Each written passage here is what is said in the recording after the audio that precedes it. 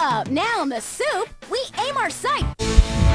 Tonight, the dreaded S word, Snowquester, a massive winter storm barreling across the country, thousands of flights cancelled, hundreds of schools closed, and it's heading your way.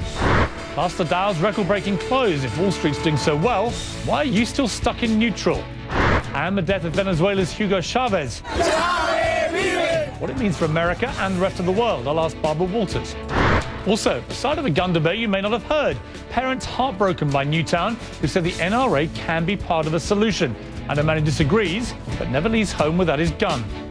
And life may not be a game, but this guy has the secret to winning. Tom Coughlin, one of the toughest coaches in the NFL. Preparation is the key to success.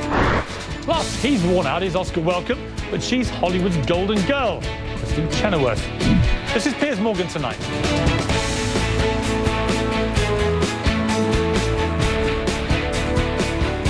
Good evening. Lots of breaking news tonight, including a record-smashing day for the Dow and the death of Venezuela's controversial president, Hugo Chavez. We'll have more of that in a moment. But we begin with a story that's got people across the country nervously eyeing the skies, and with good reason. Another monster snowstorm has been dumping heavy snow in Chicago all day. And if you're on the East Coast tonight, you could be right in its path. WBBM's Brad Edwards is out in the midst of it for us tonight in Chicago. Brad, how bad is it there? We're hearing that O'Hare saw record snowfall accumulation today.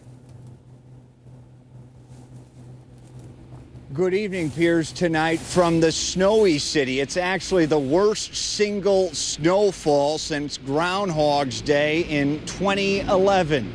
Here we are. We were expecting 6 to 10 inches. It appears it's exactly what we will get. 6, 7, 8 inches in Chicago and the burbs. And this is the type of snow we're dealing with right here. It's a meaty, it's a hearty snow. We in the Midwest call this potential heart attack snow. Beware if you're out there shoveling.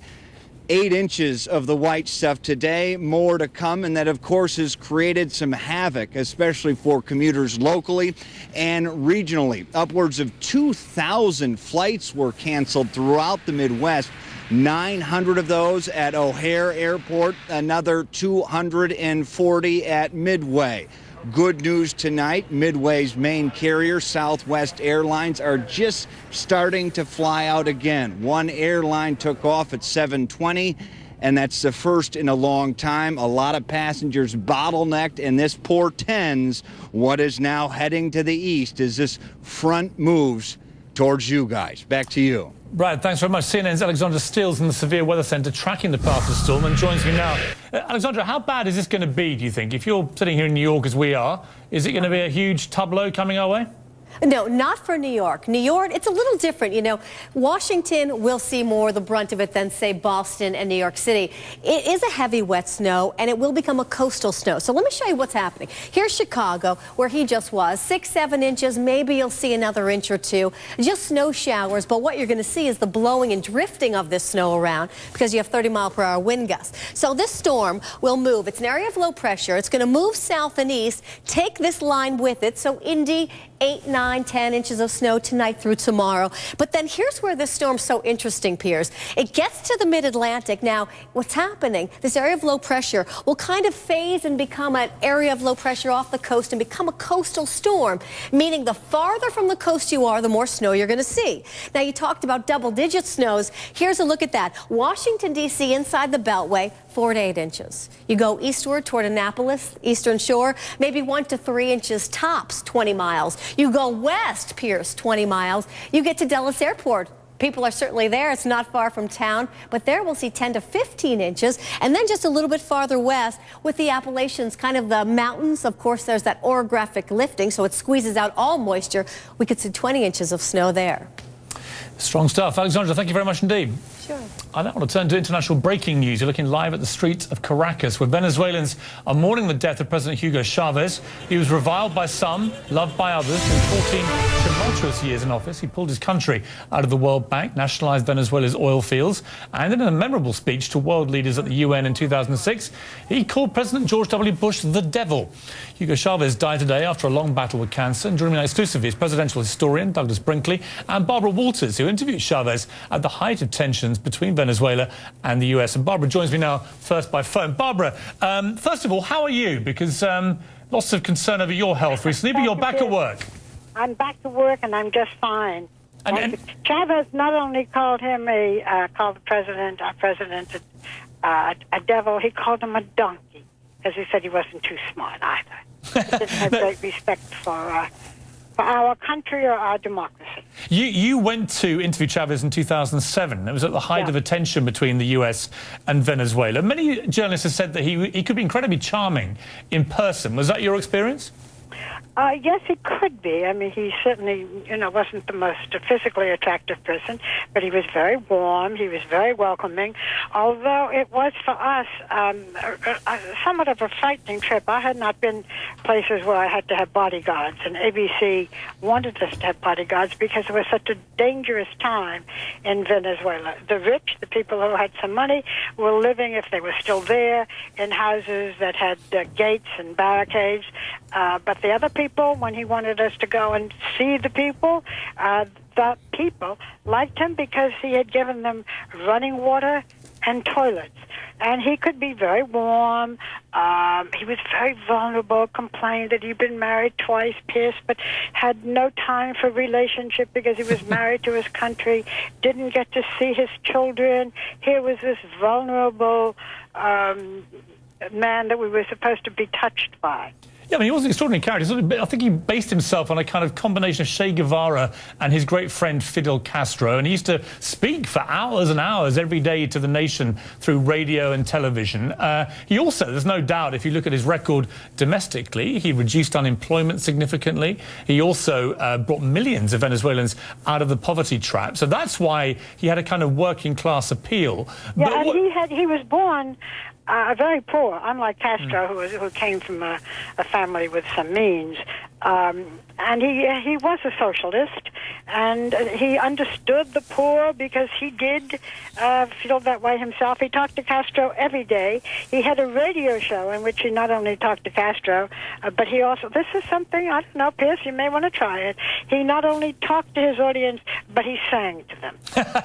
I don't think my audience is quite ready for me to sing. I want to play you a clip, Barbara, from your interview, a particularly prophetic one given his death today. You have accused the U.S. government of trying to assassinate you. Está la CIA. It is the CIA and some right-wing people here in Venezuela who believe that the only way they can control the revolution's impact on Latin America is to assassinate me. And I have said, if something happens to me, if I get killed, the President of the United States should be held responsible. Obviously, the United States is not responsible for his death. He died after a long battle with illness. But remember how much oil that we got and get from Venezuela. And there were some people who were grateful to him because of this oil. And when he wanted to, he could turn that off. He told me he would not, but there was a threat, do something to me, goodbye oil. Barbara, thank you so much for joining me. Fascinating perspective on Hugo Chavez. I really appreciate it, and good to have you back on the airwaves too. I want to turn now to Doug Brinkley, presidential historian. Doug, you went to see Hugo Chavez in 2008 with Christopher Hitchens, the much-mourned Christopher Hitchens, and Sean Penn. What was your take on him as a world leader? He was there 14 years, on and off, but how do you think history will judge him? Well, he's a classic Cadillo of Latin American, a strong man who was infatuated with Che Guevara and Fidel Castro. Barbara Walters just said they talked on the phone a lot. He would go visit Castro all the time and would write a regular letter that would get messengered every week. Someday there'll be these Castro-Chavez letters. He had a love-hate with the United States, loved Hollywood. Oliver Stone, Sean Penn, Danny Glover were his friends, could not stand the U.S. government, thought the CIA was behind all the mischief of the world, and was very prone to conspiracy theories, such as, the Apollo missions were a fraud and done in a Hollywood back lot. Baseball was a big deal with him. The Cincinnati Reds baseball team was his team, and because his really good friend was Dave Concepcion, famous shortstop for the Reds. A couple of interesting comments today. One was on Twitter from Oliver Stone, who made a statement, but I preferred his tweets, actually. He said, hated by the entrenched classes, Hugo Chavez will live forever in history. My friend rests finally in a peace long earned. I'm more a great hero to the majority of his people and those who struggle throughout the world for a place. And Sean Penn, who travelled with you, of course, to Venezuela, said Venezuela in this revolution will endure. Today, the United States lost a friend it never knew it had, and poor people around the world lost a champion. I lost a friend I was blessed to have. So, I mean, a very mixed bag of reaction today. A lot of people saying, no, he's just a lefty dictator who abused his people, but a lot of people saying, no, he was very much a kind of freedom fighter who fought for the underdogs in his country, took on the Americans, took on the big boys of the world, but protecting Venezuela's national interest. Yeah, but I think he was quite dangerous. I mean, if you look at some of the things he says about Iran and this friendship that he wants to build with that country, he backed people like Gaddafi. I found him to kind of have an unhinged view of history. It was all based on American imperialism and the Monroe Doctrine and hegemony that our country, he thought, had over this entire hemisphere. His real nemesis was the country of Colombia because it's a different economic model there, and their tensions. He was worried when I interviewed Chavez about Colombia and perhaps they doing nefarious activities within his own country. But he just is not a friend of the United States. But it's true, he believed in the Gospels of Christ, and that way he was different than Castro, and did care about the poor people tremendously. And we went on these back trails and went to rallies, and you could just feel the people coming up to him. So I do think he's going to live as a kind of a folk figure like Che Guevara in the annals of Latin American history. Yeah, Doug Brinkley, thank you very much indeed. The breaking news on Wall Street, a record-smashing day. The Dow climbed more than 125 points to close at a high of 14,253.77, besting the previous record from October 2007. Good news for investors, but will it make a difference on Main Street? And what will the death of Hugo Chavez mean potentially for the price of oil? Well, joining me now is Kai Rizdal. He's the host of American Public Media's Marketplace, and CNN's chief business correspondent, Ali Velshi. Ali, let me ask you first, will there be any real reaction to the death of Hugo Chavez in terms of oil prices, oil supply to... I don't think Venezuela is the fourth biggest supplier of oil to the United States. Right, it's the eighth biggest importer of oil, fourth biggest to the United States. No, in fact, oil markets trade all the time. There's been no reaction so far, and that's because while Hugo Chavez nationalized a lot of the oil infrastructure in Venezuela, they still kept producing oil. It was less efficient under nationalistic infrastructure, but they were still producing oil. It's still the #1 source of income from that country, so they'll continue to produce oil. The question under Chavez is what happened to the money. He directed it to a lot of social programs, but they'll still produce oil. They'll still sell a lot of oil. No major impact on the price of oil. Let's turn quickly to the Dow. And Kyle, I'll go to you first on this. I mean, on the face of it, great news. Booming economy, the Dow's soaring, but it's really not as simple as that, is it? The last time the Dow soared like this, it led to the big recession a few years ago. And, of course, the previous time before that, it led to the Great Depression. So it tends to be a signal of rather ominous news. Right. Well, let's disassociate the Dow from the financial crisis and the crash and the recession that happened. But here's the thing you have to remember about the Dow Jones Industrial Average. It is not the economy. The Dow is not the economy. The economy is not the Dow. It's 30 companies, which right now are doing really nicely. But let's think about all the other stuff that's going on in this economy, right? Unemployment's at 7.9%. Consumer confidence is shaky. The real estate market is barely coming back. There's a disconnect between what's happening on Wall Street and what's happening out in the real economy where the rest of us live. Yeah, Ali, there is a disconnect, isn't there? This is not the real world. This is not where 7.9% of Americans are unemployed or losing their homes or whatever. But is it further evidence of a kind of them and us? The rich getting richer it can be. And the poor getting poorer? I'll say a few things. One is bigger than the Dow is the S&P 500, which is actually up more in a percentage basis than the Dow is since March of 2009, which was the low. So is that combined an indicator of a strengthening economy? Well, the thing is, when you look at the Dow, or you look at the S&P 500, or most major companies, much of their revenue comes from the rest of the world. And there's still fast-growing places in the world that are doing very well. They're slowing, India and China, but the fact is they're doing a lot better than we are. The other thing is that there is growth. We've had, more than 2 years of job growth in this country, but slower than we need. Real estate is turning out to be a fantastic investment because of low interest rates, but that takes time and capital. So if you want to be prosperous in this country, you either have to have your investments increase in value, your home increase in value, or your wages increase in value. And for many people, they've got none. In fact, 47% of Americans have no direct investment in the stock market. Kai, if you have got a bit of cash, and many Americans don't, but if you do have a bit of cash at the moment, is it a good or a terrible time to invest in the stock market? Oh, for crying out loud, do not put your money in the stock market right now. You buy at the high, and where does it go from here? I mean, that's far be it for me to tell anybody what to do with their money, but let's have a little common sense, right? And not buy at the highs. I mean, that's the worst possible thing you could do. Well, we don't know where the highs. That's the only problem, Kai. Right. I mean, I will tell you, if you compare earnings, which is what stock prices are based on, they're cheaper today than they were 5 years ago in October of 2007. Back then, a stock was trading for 17 times its earnings. Today, it's 14. So there are many people who say, it's not necessarily a bubble. We don't know it's a high. We broke a record, but we don't know how much this has to go. Is it not encouraging generally for the perception of the American economy? All these companies, basically, people are buying the stock because they're buying into a promise that the future is going to be rosier. That has to be another indicator, you would think. That this people is not generally confident. This isn't the tech bubble where people were, buying up stocks that had no revenues. These are companies with revenue. The question is, how long does that go on for? Can governments around the world trip up economies to the extent that, this doesn't live up to its expectation? But markets generally look ahead. Other indicators often look behind. Kai, last word. Let me interject a note of reality here, right? We have going on in Washington, D.C. today a political drama playing out which is going to affect the American economy in ways we don't know for the next indeterminate period of time.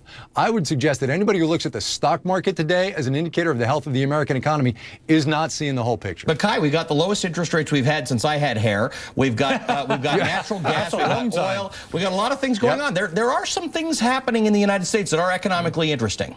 Does it help, Ali, that Washington's trying to screw it all up? The government hasn't been able to mess it up. Go ahead, Kai. I completely agree there are good things happening, and the economy is growing. We know that. And jobs are being created. We know that. I'm just saying that thing that businesses hate, uncertainty, has never been more prevalent in the environment right now than it is at the moment in Washington, D.C. Okay, I mean, it's crazy. It's a good point, and that's down to the politicians. Kai and Ali, thank you both very much indeed. When we come back, a new idea on guns. A couple who saw the tragedy at Newtown and said the NRA can be part of the solution. They're here next.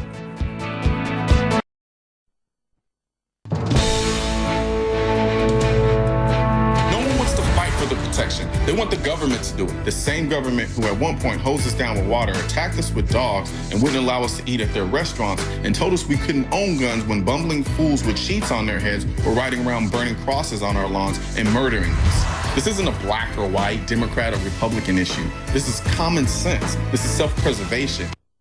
The newest ad from the NRA, casting itself as a civil rights group and trying to appeal to African Americans. The battle over gun control pulling Americans in different directions. Some are looking for common ground. Joining me now, John and Rebecca Bond, founders of Evolve, a movement to change the way that Americans think about guns. Welcome to you both. Read about you in the New York Times, and it's a fascinating place to start this debate as far as you're concerned, because you don't like using the phrase gun control, and it may be that is the single most inflammatory part of this whole debate, the word control. You prefer to use safety. Tell me about Evolve and what the purpose of it is. The purpose of Evolve is to become a brand, an aspirational brand, something that lives above some of the chatter, or if you can think about being more transformational. So a lot of what's going on out there is very, very important, but it's incremental. And in order to change culture, which is where we're coming at it, we're reframing the conversation, you have to come at it from a different perspective. So how are you going to change the way Americans think about guns? Well, if I could, I think if you go back to just being consistent with culture. Culture is what really makes things change and stick in America. So if you take gun control, which you brought up, control versus freedom.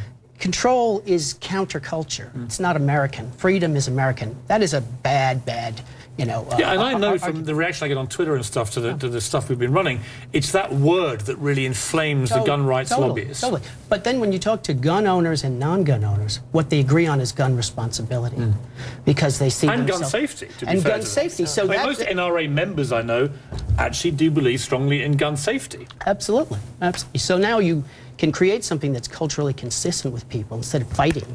You can't change culture that way.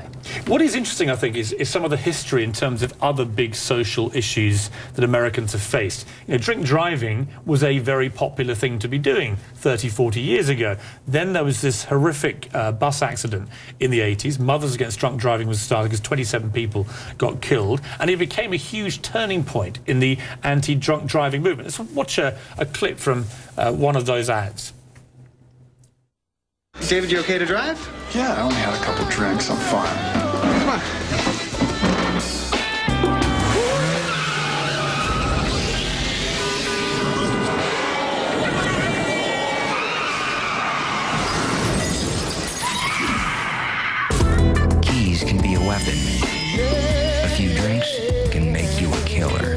I mean, very powerful, and similar advertising has been done for the tobacco industry and has had an equal effect. And smoking was hugely popular and is far less popular now. It's not really about getting rid of all guns, is it? It's like the cars and the drink driving. It's about making car driving, gun use safer. That is the realistic goal, right, of what you're trying to do. Our fight isn't against guns. Our fight is against irresponsible behavior related to guns. And so by coming at it from, first and foremost, we start with saving a life. So if most people in this country can agree on one thing to begin with, and that is to save a life, then we can start from a common ground, and that's where the conversation begins. So a lot of our work that we've been doing is with NRA people, with people down south from all over the country. We're not talking to New Yorkers and just in focus groups. I had an interesting creative session where I put people from North Carolina, NRA members, worked for former Republican presidents, and they got on the phone with our creatives. And that's where the conversations began. By the end of the conversation, they were coming up with some amazing ideas.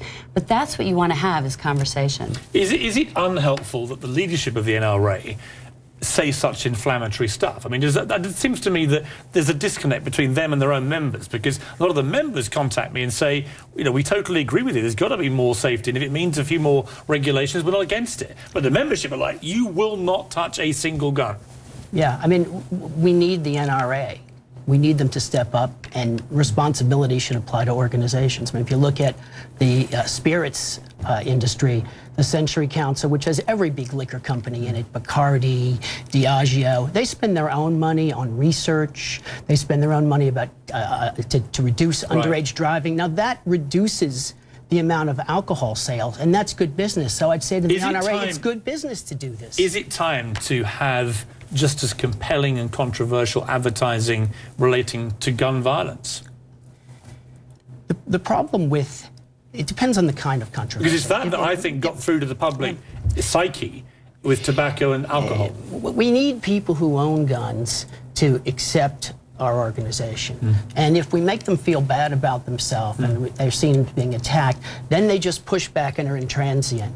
So we need to be inclusive in terms of... I get that, and that's why I wanted you on. I like what you're doing. I think it is the way to try and get some common ground. Because at the moment, there's just extremities on both sides. And if you take either position, you're immediately positioned as an extremist. All the noise comes from the edges. The people that need a voice are in the middle, and that's who we're trying to appeal to.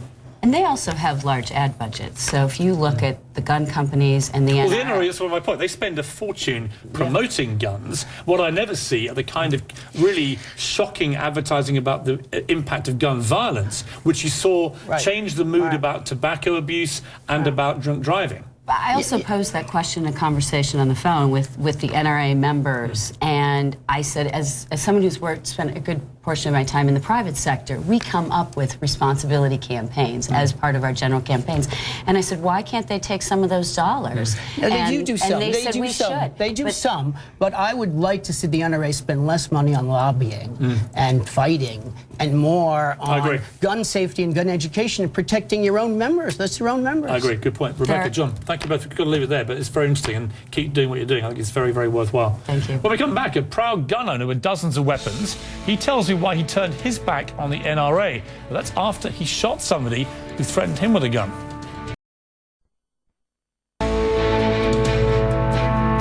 Assault weapons are weapons of war. Not for cowards to use. In movie theaters. In classrooms. Or on our streets. As a general. As an admiral. As a member of the armed forces. As a gun owner, I demand a plan. Demand action. Enough. Enough. Enough. The NRA isn't the only group out with a new ad. Mayors Against Illegal Guns has anti-gun spots running as well. I want to bring in now a man who owns 38 guns, and he used one to shoot and kill a robber who menaced him in 2009. But surprisingly, he's recently quit the NRA. Joining me now is attorney James Cooley. Mr. Cooley, thank you very much for joining me. First of all, just tell me exactly what happened in 2009 with this robber. Well, it was Saturday before Easter, April 11. I was down at a place called the Acoa Club, which is an Alcoholics Anonymous clubhouse here in Columbia, South Carolina. And I was just sitting in a chair, and this fellow came in with a gun. He said to several people in the building that they should give it up, empty their pockets. One fella did. He turned his pockets inside out, and everything went all over the place, just like the, Three Stooges. This kid swept up a cell phone or something off the floor, came in front of me and stood and said the same thing. So I emptied my pocket, and he didn't want what I had. It was this pistol right here in this wallet holster. You know, my first shot was right through his sternum, and it took 3 more shots to bring him down. If you want to know exactly what, you know, the details of it, I can give you those. No, I mean, I think that it's suffice to say that the man later died, and you were not prosecuted. It was deemed justifiable homicide. I don't think you were even arrested or anything at the scene. The police could see it was a fait accompli of justifiable homicide, and many wouldn't argue, given the way that this man had come in brandishing his gun and threatening you all. What I'm interested in is why you have now quit the NRA. Because all they're about is fundraising. For what purpose, I'm not really sure. When they had the national reciprocity bill going through Congress, I couldn't get a straight answer out of anybody why they wouldn't bring it to a Senate vote in 2010 or in 2011, so you'd at least know who you're against. I mean, do you think the NRA has any sense of responsibility? In terms of the guests I just had, they never advertise in terms of gun safety responsibility, or barely at all. All the advertising is geared to selling more firearms. Do you think it would change their PR, if nothing else, if they did start to really take seriously the advertising and promoting safe gun use? Well, they do that in their marksmanship program, but you've got to enroll in one of their marksmanship courses to get that. Right, I mean, however, you're going to get a lot more gun safety in a CWP, a concealed weapons permit class here in South Carolina. Do you think there is a disconnect between the leadership of the NRA and most of the members? Do you think many feel unsettled that after Sandy Hook, the leadership went so aggressively on the front foot and the result was simply the selling of a lot more weapons? Wayne, it's an honor. I cannot tell you what an honor it is. Yes, I think there's a disconnect. I don't think they're communicating. They communicate through 3 magazines and some select mailings, all of which are basically just soliciting funds for whatever, you know, they happen to be pushing at the moment. And I'm not really sure what they're pushing. I mean, it would seem to the cynical eye, of which I am one, that what they're pushing is just helping the manufacturers who fund most of the NRA to sell more guns and more ammunition. I mean, you used a semi-automatic handgun, I believe, in the incident you talked about earlier. What do you feel about an assault weapons ban? Because many in the NRA think that is an unthinkable thing to even consider. I'm not for an assault weapons ban, simply because I don't think we could fund it. This is America. We have the 14th Amendment. You can't take private property without compensation. Do you want to buy all those guns? Where are you going to get the money to buy them? Well, I guess the assault weapons ban would apply to future sales. You would simply remove some of the more military-style assault rifles and so on from civilian public consumption. Well, the problem there is, what is military style? The definitions can bog you down forever, and if you name 260 different weapons by maker and model number, there'll be 60 other weapons that would perform the same way within 6 months. If I could ask you to just say one thing that you felt would be most constructive to making America a less violent country in terms of gun violence, what would you say? One would be to enforce the existing laws. You know, I go to gun shows and I see, you know, lots of undocumented sales, but I don't know that those are necessarily the problem. The problem is the people who are making the sales. You have an awful lot of exhibitors at gun shows that, you know, I think are violating the federal laws, and they're selling more than 15 guns a year, not from their private collections, which means they have to get a federal firearms license. And you've got an awful lot of unlicensed dealers out there. Yeah, it does seem to be bordering on the Wild West at some of these gun shows, and that is a huge problem. Mr. Corley, it's a fascinating conversation. I appreciate you joining me. You come from an almost unique perspective, and I would say that, you know, for all those who think I just want to get rid of all guns in America. The story that you tell of how you defended yourself and the people in that room is a very good example, I would say, of where the use of a gun in America was essential to your safety. And I have no issue with that. I believe that's exactly what the Second Amendment is about. But I appreciate you joining me, and thank you for your time. Because I was armed. Right. I understand that. I appreciate you joining me. Thank you. Thank you. Coming next, the NFL coach with rules for winning on and off the football field. I'll talk to New York Giants head coach Tom Coughlin.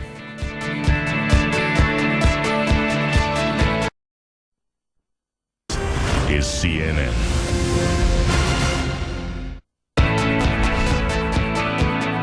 He's one of the most successful head coaches in the NFL, leading the New York Giants to 2 Super Bowl wins. Ask anyone, they'll say that playing for Tom Coughlin isn't easy. There are pretty strict rules that everyone has to obey. And if you don't follow those rules, well, you're going to be out on your ear. His winning formula isn't just for football. It applies just about everywhere. And joining me now is the Giants head coach, Tom Coughlin, author of Earn the Right to Win. Welcome to you, Hi, Piers. Coach. Thank you. It's really intimidating. I read this book, I thought, wow, this guy, he doesn't take prisoners. It's why you're so successful, but it is intimidating. You rule with a rod of iron. Well, I have in the past done that because of the circumstances that I've been in. For example, you go to Jacksonville, it's a brand new expansion team. You have players coming from all directions. It's a motley crew, to say the least. You're not going to start out easy. You're going to start out hard. And what we were able to accomplish was that we had a bunch of people collectively united in one thing, and that was they didn't like me. So that was basically the way that started. But the toughness, the physical play, the way in which we started the program resulted in 2 AFC Championship games in the first 5 years. So it was successful from that standpoint. I have a little unofficial motto that's my brother's military motto, which is the 7 Ps. Prior planning and preparation prevent piss-poor performance. And I noticed that your keys to winning are preparation, communication, motivation.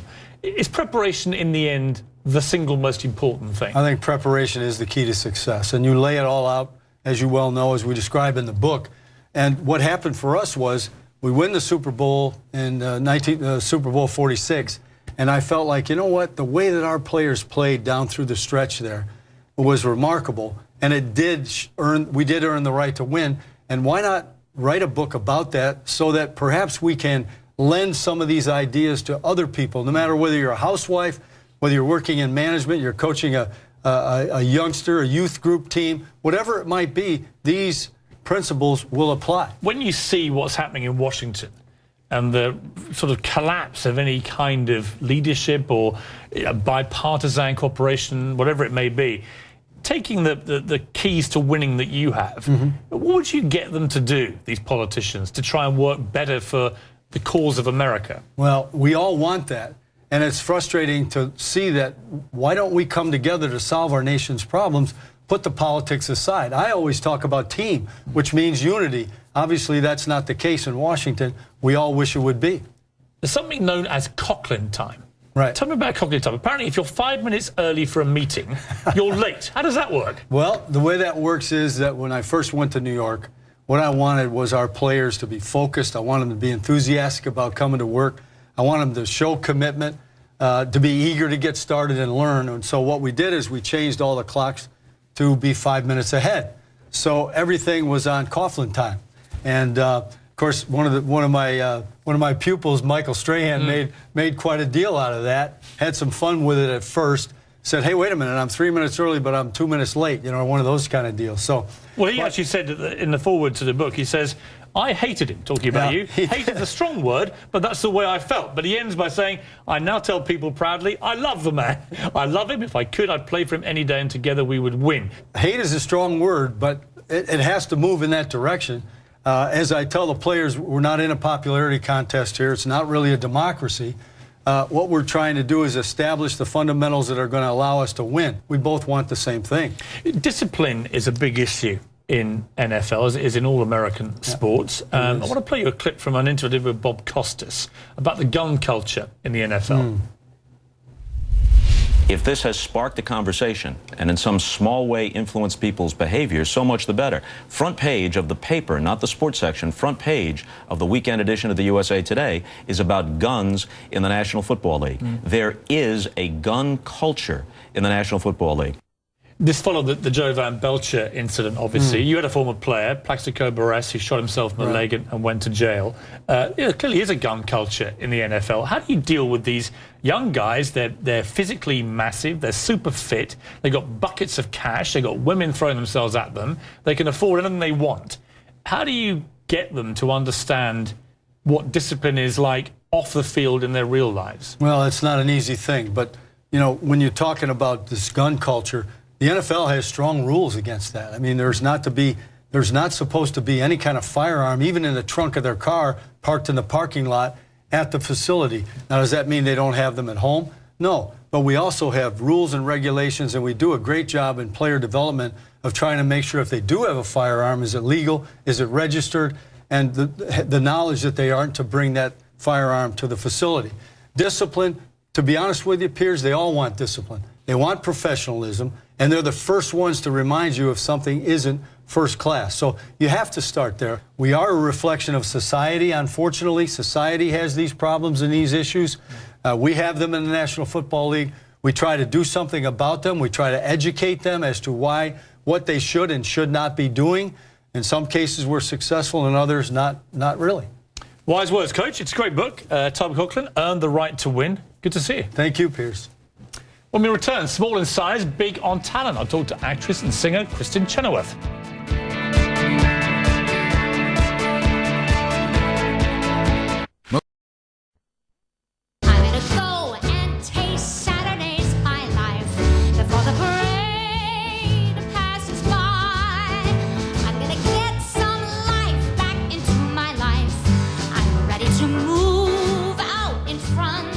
Kristen Chenoweth performing at Lincoln Center in The Dames of Broadway, all of them, a PBS special airing on March 24th. Stage, movies, the Oscars, TV. You do it all, don't you, Kristen? I try. How are you? I'm so good, but I was hoping that this time you would... Your legs will never reach my floor. What do I have? In any sense. What do you want, a lap dance? I mean, I'll do it. Come on. That would get me ratings. I'd love that. Now, how are you? The Oscars must have been unbelievably nerve-wracking, and then such a buzz afterwards. Am I right? A total buzz, and as you know, Seth and I did a song that we kind of had to learn at the very last minute. So that was really fun. Did you stop and think, God, 1.5 billion people are watching this? No, because I'd have diarrhea, Piers, and I'd rather not. I don't, but thanks for bringing it up. Yeah, no, I was really happy with it. He's been getting a bit of flack, old Seth, for some of his, you know, for the Show 'em Your Boobs song and the rest of it. Do you have any problem as a woman with what he did? Well, first of all, I'm a woman, so I have boobs, and I don't really know the big deal. I thought he killed it. Yeah. I thought he was great. The ratings went up. Yeah. I hope he comes back and does it again someday. I think you might be tempted, you know. I think it was a real success. So smart. Now, the other big success at the moment is the Bible, which is Mark Burnett's incredibly successful show that's just come out. Huge ratings on cable. You're a famous Christian, or a Christian famous person, whatever you want to call yourself. What do you think of the success of this? What does it say about America today? You know, I'd be a liar if I said it didn't make me happy that people were interested. You know, there's so much negative that we have to read and that's in our face. Look what we dealt with in New York, you know, on a daily basis. Yeah. But it makes me happy that people are interested, at least to watch. Whether you view the Bible as real as not, I do, but to watch history. And I love that they're putting it, you know, people aren't watching Dance Moms, they're watching the Bible, although I'm watching Dance Moms. Well, let's watch a clip from the Bible here. So people know what I'm talking about. Who are you? My name is Moses. God has sent me to set you free. The Lord brought us out from Egypt, promised us this land. Soon it will be ours. Doesn't it look good? Well, it's a classic Mark Burnett production. It's like completely over the top, fabulous costumes, beautiful people. Yeah. His wife Roma's in it, looking dazzling. And actually, I had a conversation with him on text yesterday. I don't think you'll mind me saying this, but I asked him about the success and congratulated him. And he said, more people are discussing God's chosen people today and Abraham and Moses than in decades. It's the foundation of our faith, our Western civilization, and our literature and art. I thought it was a really smart way of putting it. Very smart, and I have to back him. If people are talking about God as a Christian, I'm happy. It's good news, right? It's good news. Now, let's turn to Great Britain, because you're about to go over there and take your little pint-sized talents to my country. I'm going to your country, and I'm going to sing. On a scale of 1 to 10, how is my accent? It's pretty awful, to be honest. I'm going to play London, Manchester, Edinburgh, Cardiff. So tell me, from London to Manchester, how many hours is that? And you're not going to use language like that on stage, I hope. I Not in sure my am. country. I'm going to be me. We're very prudish in my country. You'll be unprudish by the time I get done with you. I can't wait. I'm excited. I have a lot of fans over there. So. And also, because you've been through this horrific thing. You did The Good Wife, which is one of my favourite shows. Isn't it great? Absolutely brilliant television, and I love all the cast. And you had this terrible accident. Tell me what happened and the repercussions for you. I'm just making sure everything's locked down. Yeah. Basically, a thing this size, it's a scrim that's attached to metal beaming. We had a windy day. We were outside. It fell on the front of my face and broke some things on my face. And I don't think people knew the scale of the damage. I didn't. You just told me. Tell me exactly what happened to you. It hit me in the face and cracked my nose, 3 cracked teeth, a hairline fracture in the jaw, they believe, and then slammed me in the back, and I had a 5-inch skull fracture and a concussion and some rib and neck problems. Wow. But I'm doing so much better. Did you think this might kill you, or what did you feel? Well, I was out for about 6 to 7 minutes, and I woke up in the ambulance, and I said, "What happened?" And they said, "You fell."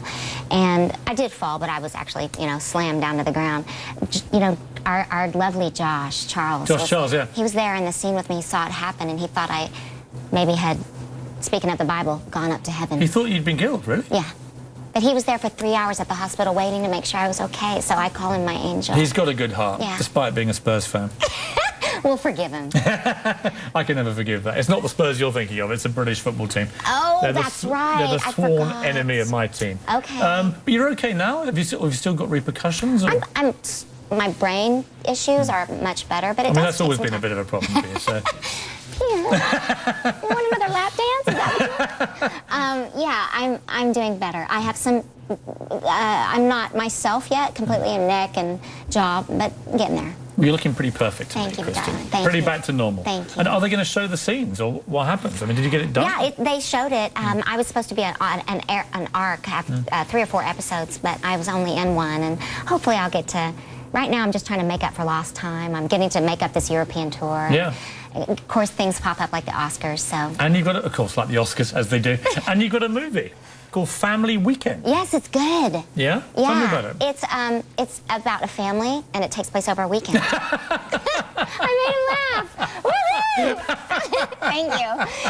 I play a mom who's not the best mom, and dad, and we get kidnapped by our kids to become better parents. So I bet you're adorable in it. Thank you. You're try. always adorable. Thank it's you. lovely to see you again. You So too. let's go through this. Tour dates, you go to KristenUK.com. Your special, live from Lincoln Center, presents Kristen Chenoweth. The Dames of Broadway, all of them, airs on March 24th, PBS. The movie, Family Weekend, hits theatres March 29th. The Good Wife will be coming out soon. You'll be on Oscars. You'll be in Britain. You're everywhere. I'm sick of me. It's lovely to see you. I You can never too, be Dan. sick of you. Thank you. I'll Lovely never to wash see you. this hand again. Send my regards to the Queen. I will. Kristen Chenoweth, one of my favourite people. We'll be right back.